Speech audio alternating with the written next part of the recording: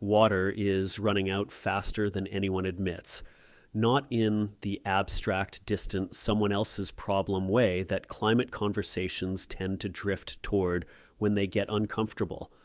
In the immediate, measurable, cities are rationing taps way that is already reshaping how hundreds of millions of people live, work, and decide where to stay. 2 billion people currently lack access to safe drinking water. 4 billion experience severe water scarcity for at least 1 month every year. And the global population is still growing, the climate is still warming, and the aquifers that took 10,000 years to fill are being drained in decades. China just built a machine that pulls drinking water directly from thin air at industrial scale, and the implications for every water-stressed region on Earth are bigger than almost anyone outside the engineering community has stopped to notice.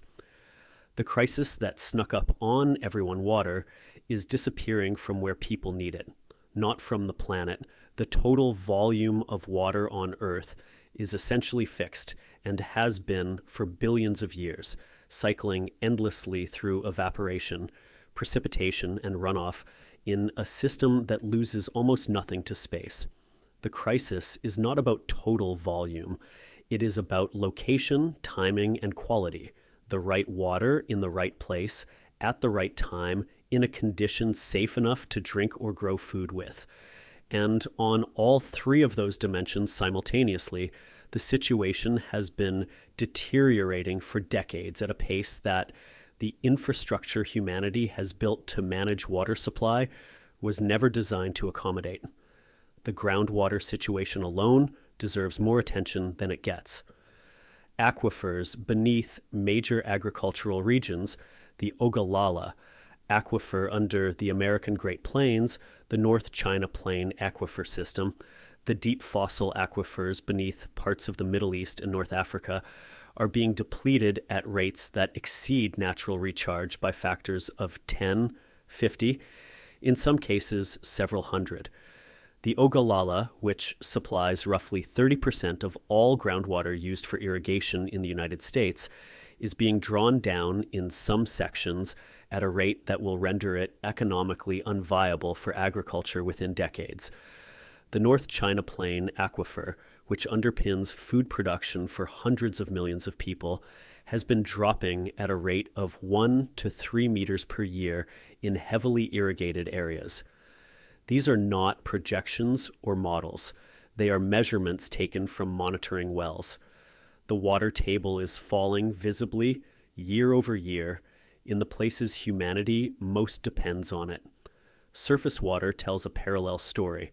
Major rivers that once ran to the sea now regularly fail to reach their mouths during dry seasons. The Colorado River in the American West, the Yellow River in China, the Amu Darya in Central Asia, the Indus in South Asia, all have experienced dramatic reductions in flow that have forced water allocation conflicts between agricultural users, municipal systems, and the downstream ecosystems that depend on freshwater discharge. Lake Mead, the largest reservoir in the United States by volume, dropped to levels in 2022 that had not been seen since it was first filled in the 1930s. The Aral Sea, once the fourth largest lake in the world, is functionally gone. A salt flat and a cautionary tale about what happens when withdrawal exceeds replenishment without correction.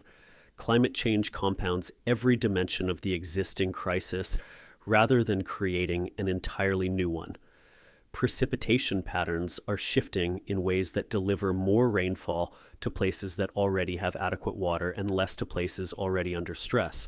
Snowpack in mountain ranges that serve as natural water storage for billions of people downstream is declining as warming reduces winter snowfall and accelerates spring melt, compressing the water delivery window in ways that agricultural and municipal water systems built for the previous climate cannot accommodate. Extreme weather events are simultaneously increasing flood frequency and drought frequency. More water falling in concentrated events that run off without recharging groundwater, punctuated by longer dry periods between them. The hydrological system is not simply producing less water. It is producing water in patterns that the infrastructure humanity has built to capture and distribute it was not designed for. What China actually built, atmospheric water generation, is not a new concept. The idea of extracting water vapor from air, which contains an estimated 13,000 trillion liters of water globally at any given moment, more than 6 times the total volume of all the world's rivers combined, has been explored in various forms for decades. Simple fog collection systems using mesh nets have been deployed in coastal areas of Chile, Morocco, and elsewhere for years, harvesting water from fog where atmospheric humidity is consistently near saturation. Desiccant-based systems that absorb water vapor onto hygroscopic materials and then release it through heating have been commercially available in small-scale units for applications ranging from emergency survival equipment to residential humidity control in arid climates. The technology class is not new. What China has done is take it to a scale, an efficiency, and a cost structure that makes it relevant to the actual dimensions of the global water crisis, rather than to niche applications at its margins. The specific technology platform that has attracted the most serious attention from the global water science community is a sorbent-based atmospheric water harvesting system developed through a collaboration between research teams at Shanghai Jiaotong University, the Chinese Academy of Sciences, and several materials science institutes that have been working on the underlying material chemistry for nearly a decade.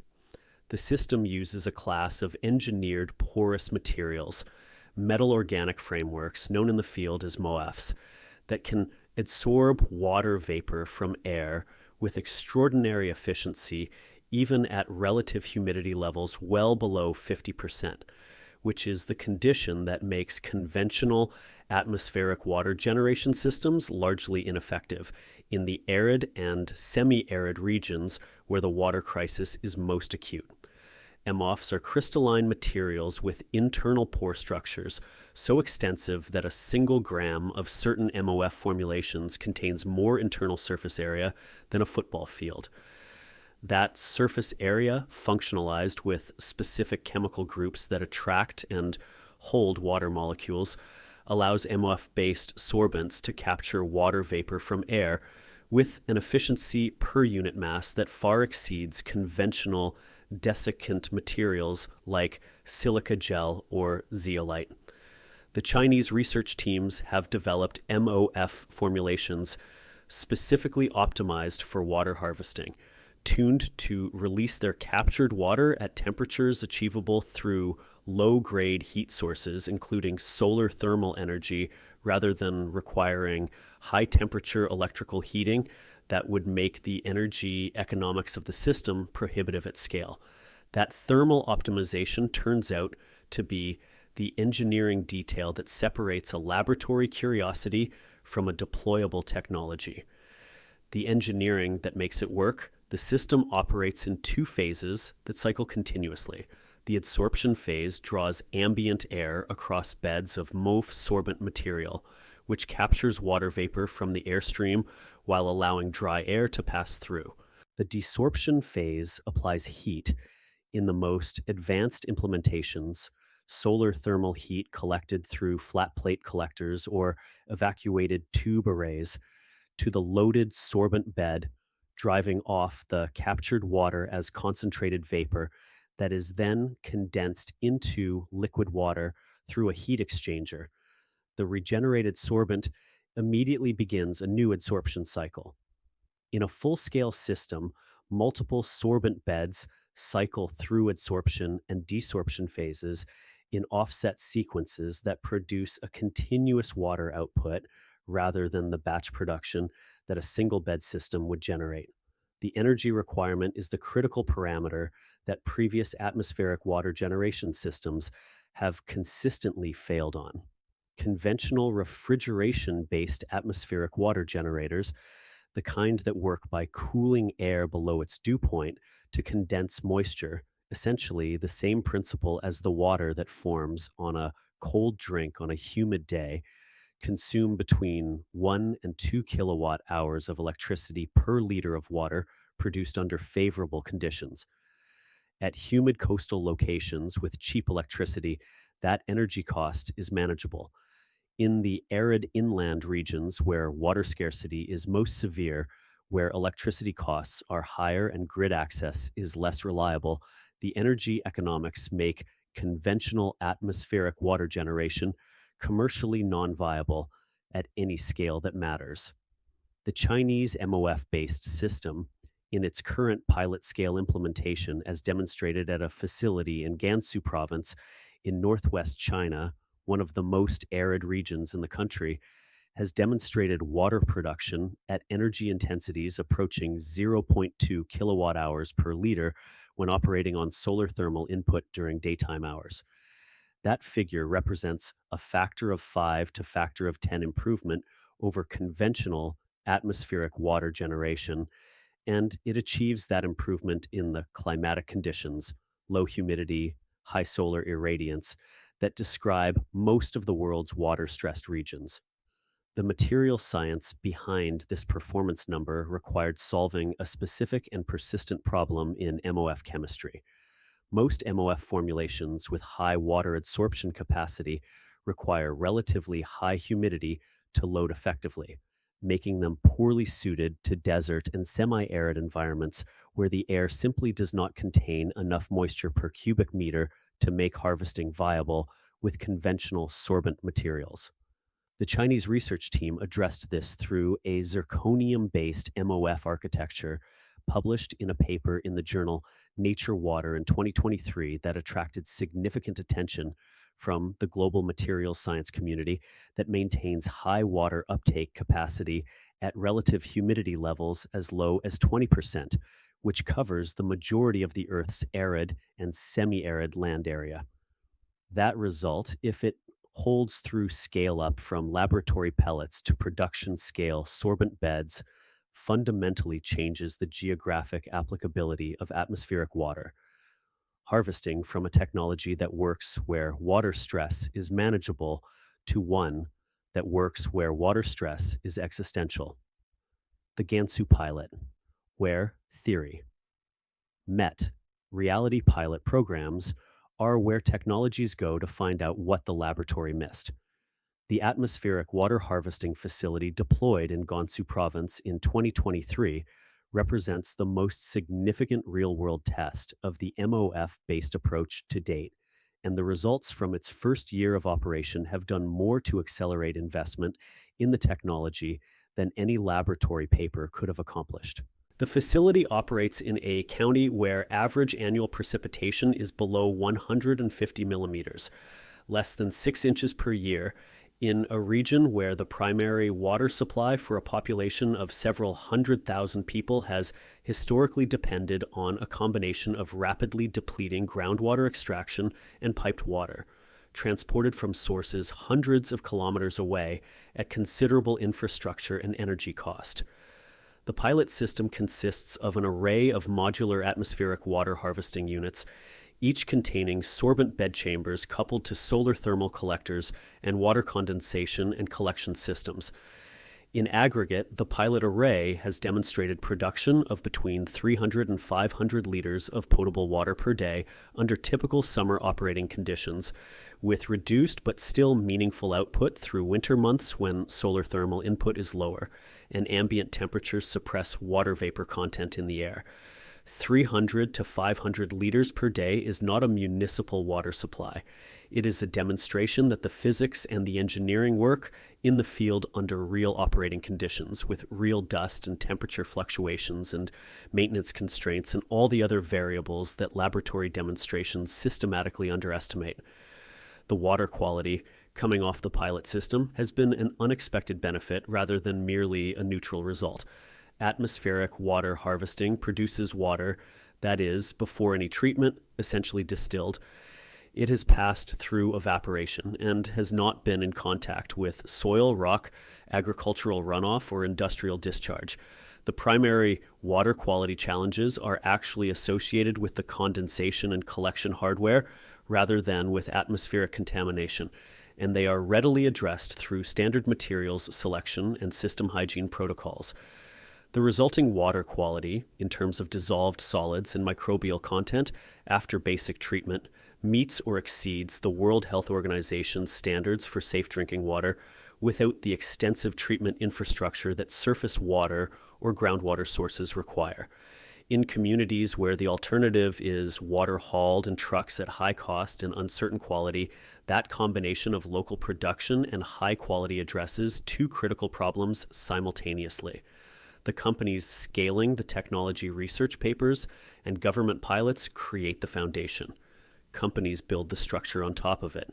The commercial ecosystem developing around China's atmospheric water harvesting technology is younger and less consolidated than the ecosystems around solar energy or electric vehicles, but the pace at which serious capital is moving into the space reflects a genuine conviction among Chinese technology investors that the underlying technology has cleared the fundamental viability threshold. WaterGen, which is technically an Israeli company, but has established deep manufacturing and commercial partnerships in China, pioneered large-scale atmospheric water generation, and now produces systems ranging from small portable units to large industrial installations capable of producing thousands of liters per day. Their Chinese manufacturing partnerships give them cost structures that Western production could not match.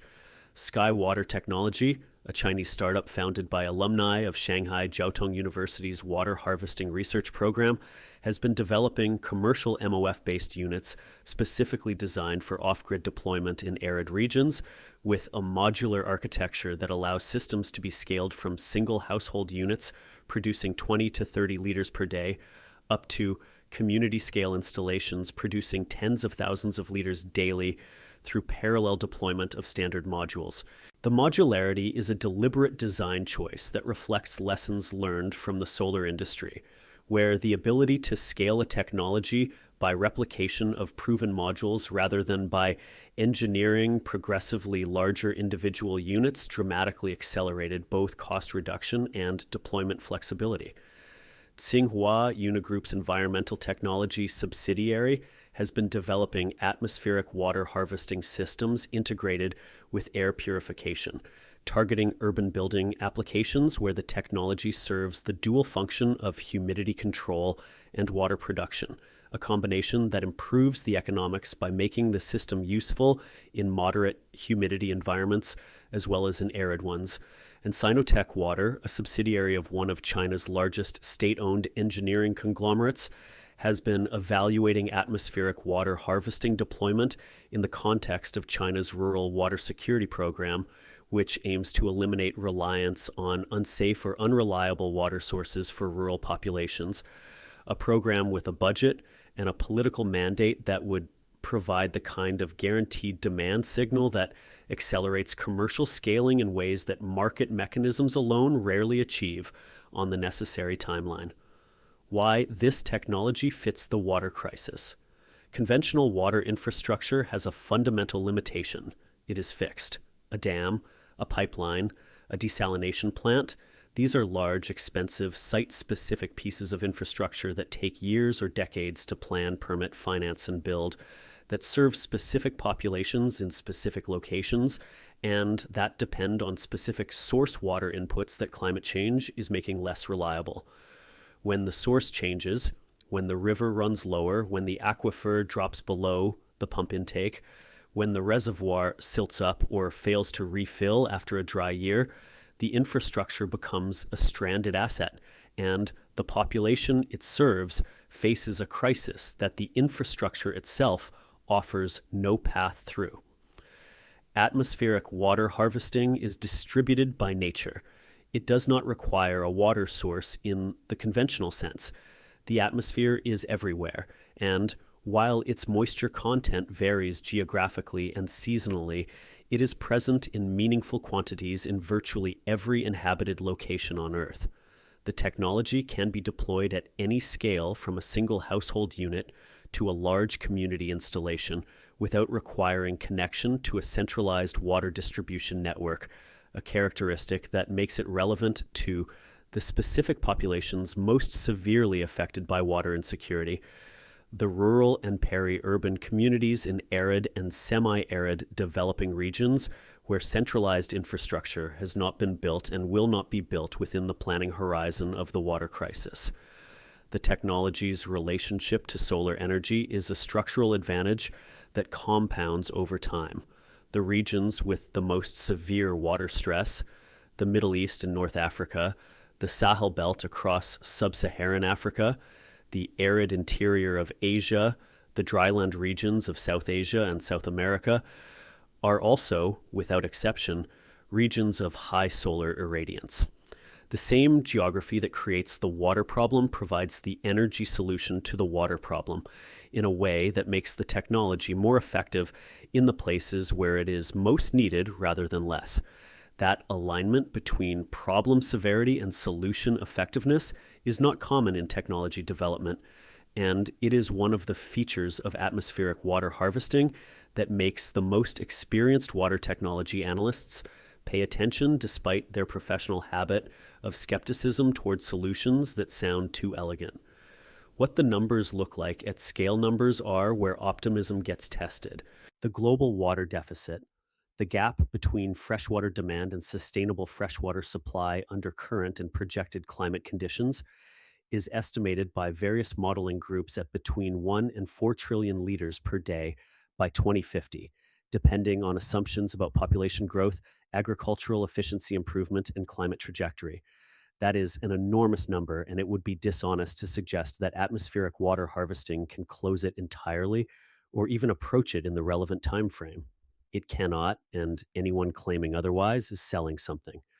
What atmospheric water harvesting at scale can do is address the most acute dimension of the crisis: the access problem faced by specific communities in specific locations where the existing water supply infrastructure has failed or never existed, where alternative supply options are costly, unreliable, and often unsafe, and where the population is too dispersed or too poor to be served by the large centralized infrastructure investments that receive the majority of global water security funding. The World Health Organization estimates that roughly 2 billion people currently lack access to safe managed drinking water services.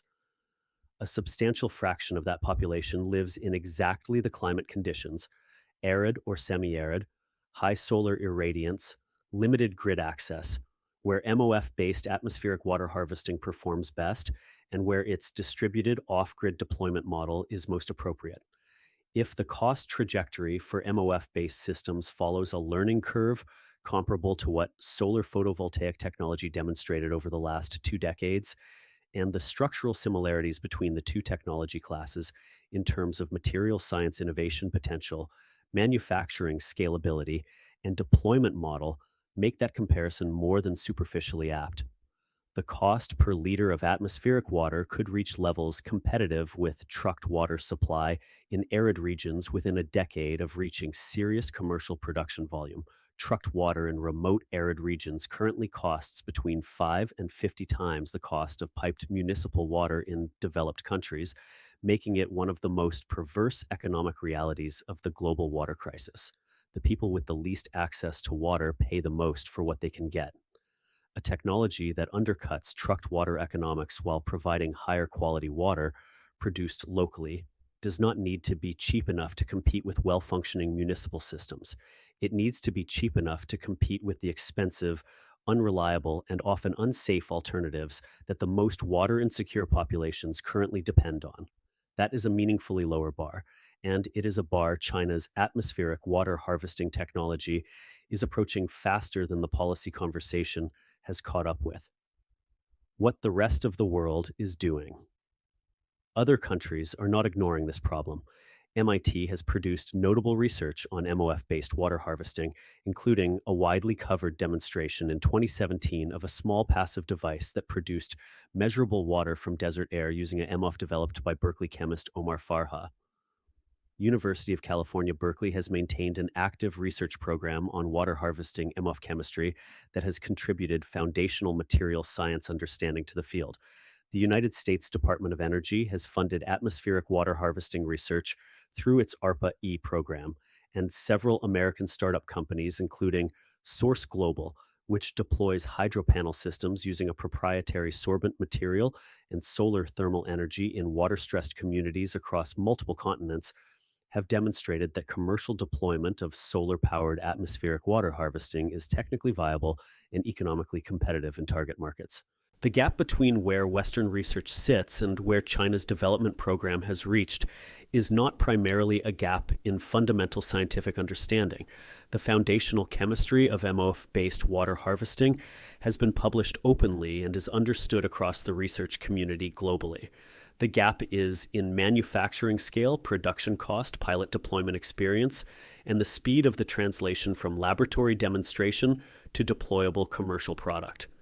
Those are exactly the dimensions where China's combination of manufacturing infrastructure, government-backed demand creation, and institutional tolerance for rapid scaling under conditions of incomplete optimization have consistently produced advantages over Western approaches that emphasize more cautious, sequentially validated development pathways. It is not that Western researchers are less capable. It is that the ecosystem around them moves the technology from bench to field more slowly for reasons that are structural rather than intellectual. China built a machine that makes water from air. That sentence would have been dismissed as science fiction 50 years ago and would have been categorized as a promising but premature laboratory result as recently as a decade ago. Today, it is a description of an operating pilot facility in one of the most arid regions of Asia, producing potable water from an atmosphere that conventional wisdom said did not contain enough moisture to make the process worthwhile, using a material class that did not exist in its current form 15 years ago, at an energy cost that makes the economics viable without grid electricity in exactly the locations where grid electricity and conventional water infrastructure are both absent. The water crisis is real, it is accelerating, and the infrastructure paradigm humanity has relied on to manage freshwater supply, dams, aquifers, long-distance pipelines, large centralized treatment plants, is increasingly strained against climate patterns. It was not designed to accommodate in population distributions it cannot efficiently reach. The solution to that crisis will not come from a single technology or a single country's innovation program.